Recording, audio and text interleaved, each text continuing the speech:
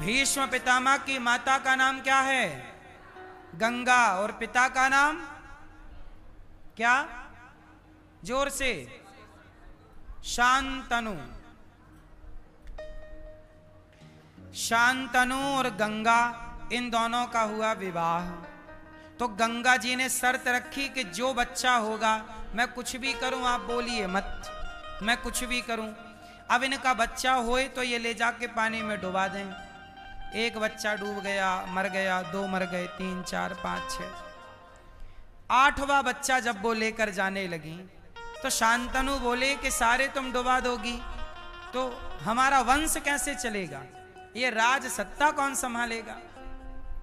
तो गंगा ने कहा कि ये रहा पुत्र आपका, अब मैं चली, क्योंकि मैंने बोला था कि आप टोकेंगे तो मैं चली जाऊंगी। तो गंगा विलीन हो गई। अब शांतनु पुत्र तो पा गए, पितामह भीष्म, बड़े योद्धा पितामह। तभी क्या हुआ, अब शांतनु की पत्नी ना होने से वो अकेले अकेले रहने लग गए। एक दिन क्या हुआ कि उन्होंने सत्यवती को देखा। शांतनु ने किसको देखा? सत्यवती को। तो सत्यवती बहुत सुंदर थी, तो शांतनु का मन उनमें लग गया। तो शांतनु ने सत्यवती के पालक पिता, चूंकि यह तो देव कन्या है, पर इनका पालन एक केवट मछुआरे ने किया, तो उनसे पूछा कि आप अपनी पुत्री का हाथ हमें दे दो। तो जो सत्यवती के पिता हैं उन्होंने कहा कि हम अपनी बेटी का विवाह तो कर देंगे, पर शांतनु जी आप हमारी बेटी से विवाह तो कर लोगे, पर हमारी बेटी से जो बच्चा पैदा होगा उसे आप राजा थोड़ी बनाओगे, और वो राजा नहीं बनेगा तो हमारी बेटी से हम आपका विवाह क्यों करें? क्योंकि आपका तो बेटा पितामह भीष्म है, तो वो सत्यव्रत हैं, तो वो राजा बनेंगे। तो शांतनु ने फिर दोबारा शादी ब्याह की बात, शांतनु ने कहा नहीं, मैं अपने बेटे के साथ खिलवाड़ नहीं करूंगा, क्योंकि इस गद्दी का अधिकारी मेरा वही, गंगा का बेटा पुत्र वही, क्योंकि राजा का नियम है बड़ा बेटा राजा बनेगा, नियम से समझौता नहीं।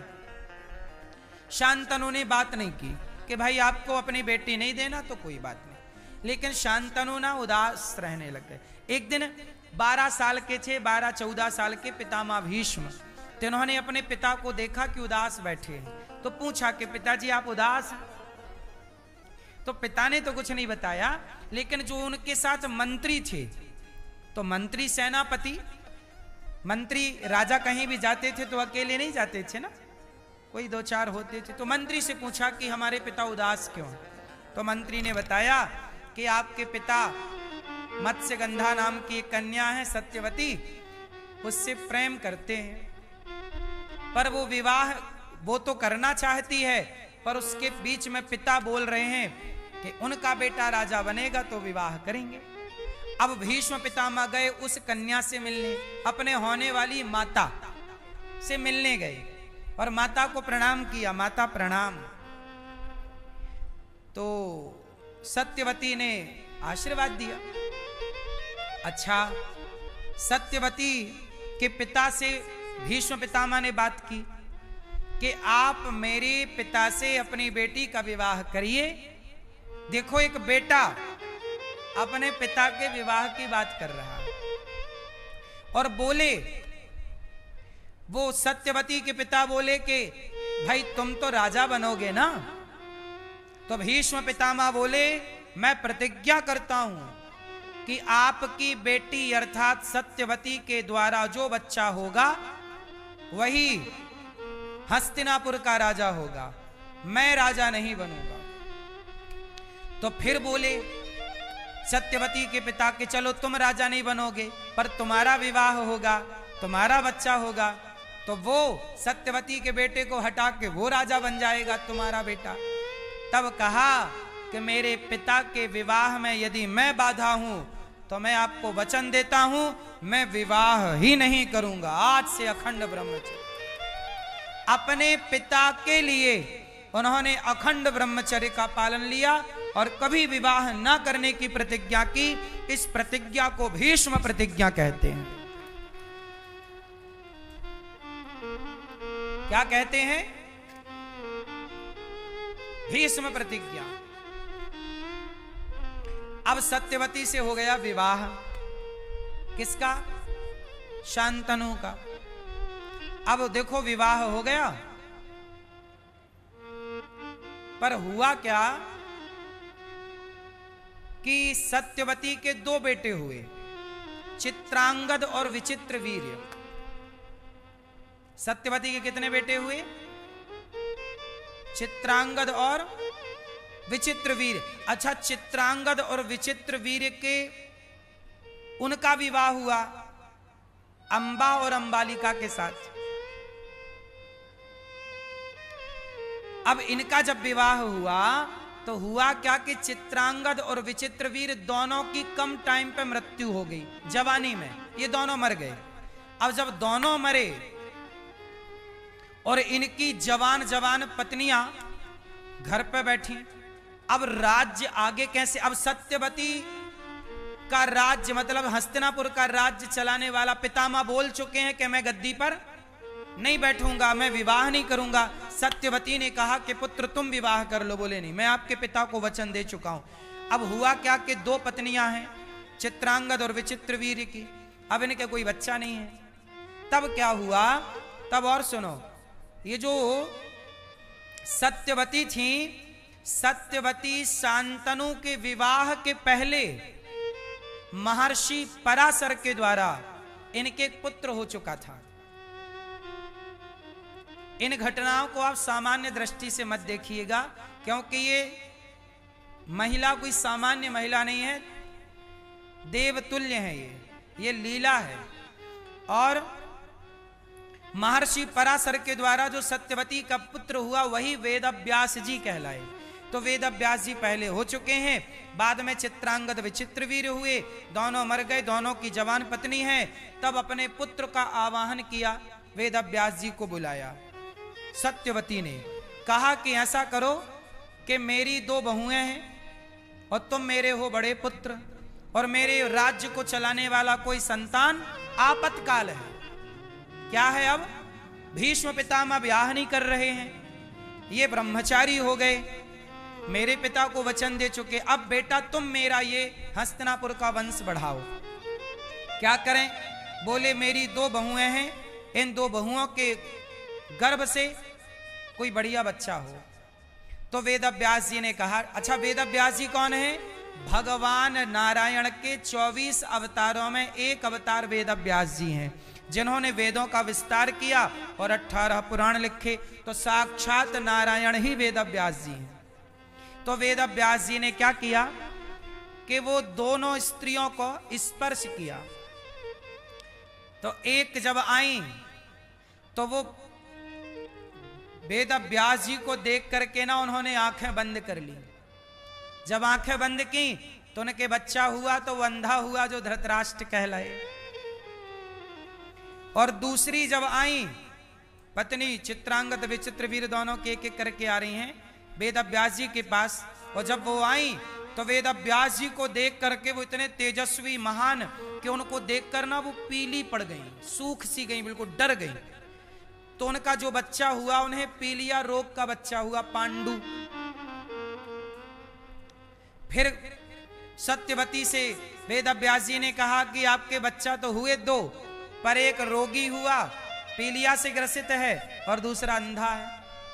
तो बोले एक काम करो, एक पत्नी को फिर भेजो एक अवसर और। तो वो पत्नियां डर गईं और उन्होंने अपनी एक दासी को भेज दिया, तू चली जा। तो दासी को भेजा तो दासी से एक पुत्र हुआ जो विदुर जी कहलाए। तो इन तीनों के पिता एक हैं, धृतराष्ट्र, पांडु और विदुर जी। तीनों की माता अलग अलग है। तो भीष्म पितामह ने प्रतिज्ञा ली कि जो यहां बैठेगा मैं उनकी रक्षा करूंगा। तो पांडु बने राजा, पर पांडु को कम टाइम पर पांडु के दो विवाह हुए, कुंती और माद्री। और ये पांडु से गलती क्या हो गई कि पांडु ने जंगल में एक हिरण और एक हिरणी संभोग कर रहे थे। उसी क्रिया में पांडु ने मार दिया। किसको मार दिया? हिरणी को मार दिया। बाण लगा हिरणी को। तो हिरण बोला कि पांडु, जब हम अपनी पत्नी के साथ रमण कर रहे थे तब तुमने हमें इस अवस्था में मारा। जाओ, जब तुम अपनी पत्नी का स्पर्श करने के लिए काम भाव से आगे जाओगे तो तुम मर जाओगे। पांडु को श्राप लग गया कि वो अपनी पत्नी का स्पर्श यदि काम भाव से करेंगे तो मर जाएंगे। अब पत्नी है दो, कुंती और माद्री, पर शर्त क्या है? अभी तक बच्चा नहीं हुआ और श्राप लग गया। तब कुंती माता को दुर्वासा जी ने 5 मंत्र दिए थे। तो उनमें से कुछ मंत्र दिए थे, तो उनमें से 2 मंत्र कुंती ने माद्री को सुनाए। तो माद्री के 2 बच्चे हुए उस मंत्र के देव प्रभाव से, नकुल और सहदेव। और कुंती ने 3 मंत्र का प्रयोग किया। तो अर्जुन, धर्मराज युधिष्ठिर और भीम, 3 कुंती के, 2 माद्री के, 5 पांडव कहलाए। एक दिन पांडु ने अपनी पत्नी माद्री को स्पर्श किया काम भाव से। स्पर्श करने गए तो उनकी मृत्यु हो गई। और जब मृत्यु हुई तो पांडु के साथ उनकी पत्नी माद्री सती हो गई, परंतु कुंती सती नहीं हुई। पांडु के मरने के बाद धृतराष्ट्र बने राजा। और जब धृतराष्ट्र राजा बने तो उन्हें राजगद्दी इतनी अच्छी लगी कि उन्होंने सोचा कि पांडवों को रास्ते से हटा लो और सदा के लिए राजगद्दी पर बैठो।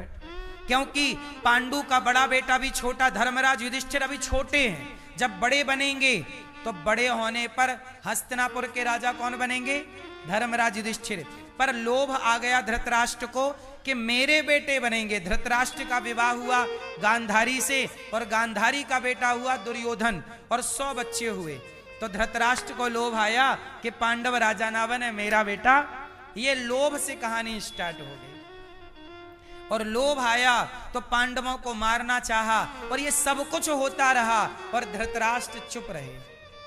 द्रौपदी की साड़ी उतरती रही, सब कुछ होता रहा। इसलिए भीष्म पितामह जब चुप रहे तो बाणों की सैया पर लेटे। और बाणों की सैया पर लेटे भगवान आए। कहा, पितामह मेरे लायक कोई आज्ञा हो। पितामह भगवान के बहुत बड़े भक्त थे। पितामह ने कहा, हे प्रभु, इतिमति